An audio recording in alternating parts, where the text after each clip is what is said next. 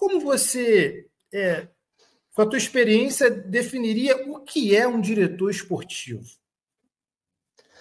Ora bem, tal como acontece com vocês, e eu tenho tido a oportunidade e tenho a felicidade de ser amigo de praticamente todos os treinadores portugueses que passaram pelo Brasil. Aliás, também, algo que não está no meu currículo, mas eu não tenho nenhum problema em dizer publicamente, eu sou primo do Petit, e o Petit foi treinador do Cuiabá, e portanto somos primos, além de primos, somos muito amigos, somos muito chegados, fazemos meses de diferença em termos de aniversário, e, portanto, falei muito com ele sobre a experiência, como tenho falado com todos os treinadores portugueses que têm estado no Brasil. Ainda hoje tive o imenso privilégio de estar com o Mr. Luís Castro, que passou pelo Botafogo, como vocês sabem, e falamos também bastante sobre situações que se passam no futebol brasileiro.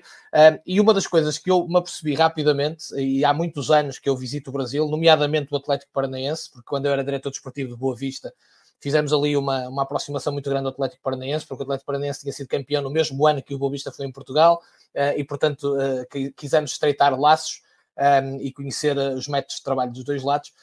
E, portanto, uma coisa que me salta à vista imediatamente é que, tal como em Portugal, existe alguma confusão, alguns dogmas quase, perdoem-me a expressão, relacionado com aquilo que é o trabalho do diretor desportivo.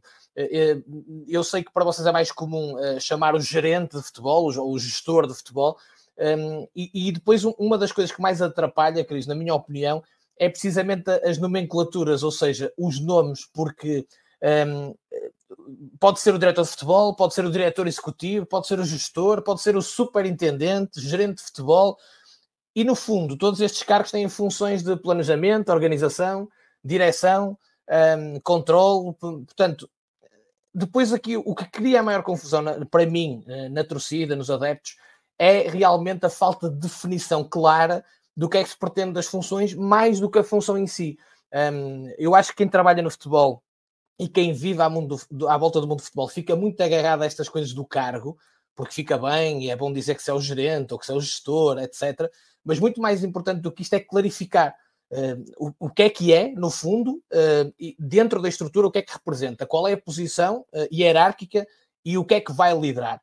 É o futebol sénior, é o futebol profissional, é o futebol profissional e o futebol de base. Portanto, deixar de clarificar. Eu acho que é muito importante clarificar, mas eu também de forma clara, e como eu vos disse, eu dou aulas de gestão desportiva, e portanto uma das coisas que eu tento é, primeiro, fazer as pessoas entender que é óbvio que a principal mais-valia, o capital humano mais importante do futebol são os jogadores. E ninguém tenha dúvidas disso, serão sempre, como logo após os treinadores, porque são quem está diretamente ligado ao jogo, etc. Mas eu acho que nós estamos já num caminho, e quando estamos a falar então de um Flamengo ainda mais, em que passa mais do que nunca por valorizar igualmente o capital humano que é responsável pela direção executiva do futebol. E esqueçam o nome do cargo. Portanto, estamos a falar de cargos que sejam e que são de importância decisiva no bom funcionamento da organização do clube como um todo. E eu, quando vou observando e quando leio tudo o que vocês vão escrevendo e até as vossas lives e etc., não é raro falar-se de quê? Da bagunça, do vazamento de informação. Portanto, das dificuldades de relacionamento entre pessoas dentro do mesmo clube, de comunicação divergente de pessoas do mesmo clube. Portanto, o que eu acho é que há uma visão aqui também clara do Flamengo neste caso, mas de cada vez mais clubes no mundo inteiro, no Brasil também, como é lógico, que é preciso, para quem não fez ainda, transformações organizacionais para uma melhor dinâmica dos clubes.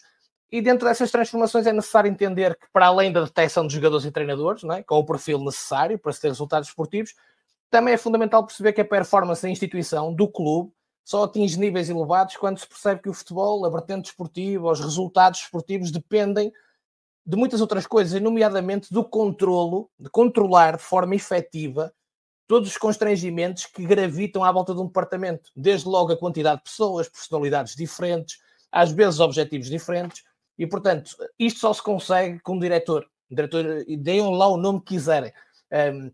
Porque o diretor desportivo, como eu já disse, é muitas vezes erradamente classificado, desvalorizado, por causa daquela mentalidade que eu também já disse no início. Anos a fio só tínhamos um canal, presidente, treinador, presidente, e um canal que era sempre quebrado, sempre que o presidente entendia que o treinador não servia, lá ia o presidente, o treinador.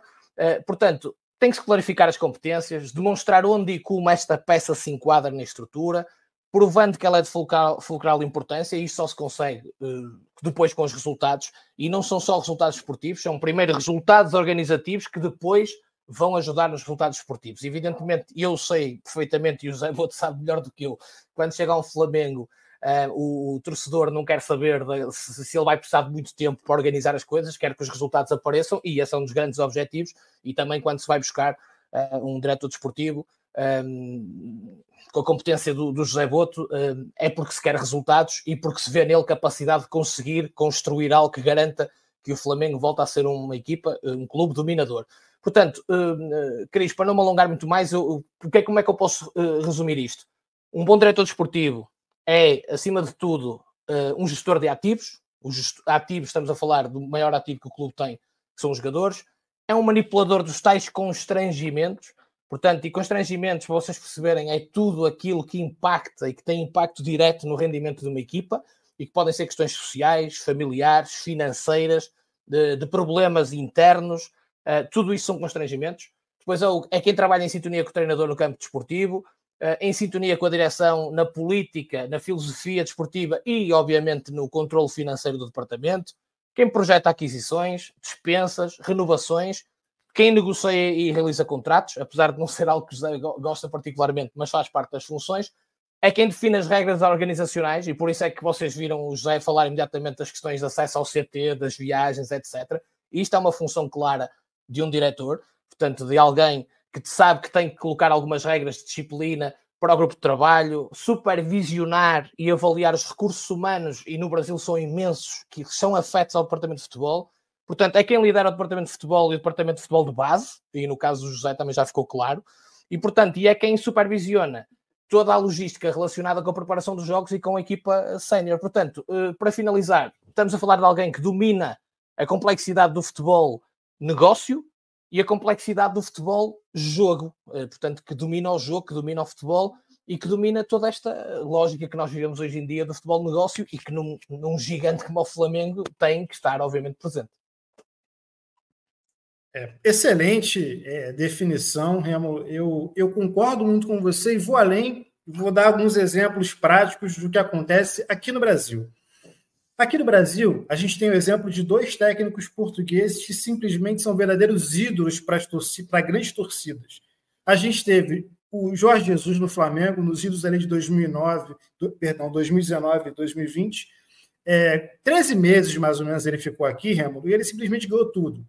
Libertadores, Brasileiro no mesmo ano, o melhor futebol, na minha opinião, nos últimos 30 anos, um técnico que já era um popstar em Portugal. A gente sabe que a gente tinha revistas, entrevistas com o Jorge Jesus, e ele sempre foi uma grande personalidade do futebol em Portugal, e é aqui também no Brasil. E tem uma coisa que o Jorge Jesus fez, de acordo com aquilo que você falou, que casa muito com a função do diretor de futebol. Aqui no Brasil, no ano passado, o Flamengo tinha o Marcos Braz, um diretor de futebol estatutário, regido pelo estatuto do clube. Só que quem dava as cartas nesse período, desses 13 meses, foi o Jorge Jesus. Então, ele, como você disse, fechou o CT, evitou as interferências, os ruídos, para gerir todas essas crises, administrar. E isso fez com que o Flamengo não só fosse forte dentro de campo, como forte fora de campo. Era um elenco muito fechado, um grupo muito fechado, e ele teve muito poucas interferências dentro do trabalho dele no Flamengo. E isso, inclusive, foi até um pouco engraçado, até um pouco cômico na época que ele saiu, porque o presidente do Flamengo, à ocasião, fez uma entrevista coletiva para anunciar que ele sairia, mas ele particularmente ficou com medo de falar com o Jorge Jesus na época, que iria sair, porque o Jorge Jesus, ele realmente não só centralizar é forte, mas ele não só dominou as ações dentro dos bastidores do Clube de Regatas do Flamengo, como fez com que esse modelo fosse um caminho esse que não foi seguido. Depois do Jesus, a gente brinca aqui, Rêmulo, que o Jesus pegou o profissionalismo dele e levou de volta para Portugal, porque depois do Jesus, as informações vazaram, as coisas ficaram ruins e tudo, e algumas situações não se desenrolaram como era na época do Jorge Jesus. Então, eu reputo ao Jorge Jesus esses 13 meses aí de organização que o Flamengo teve.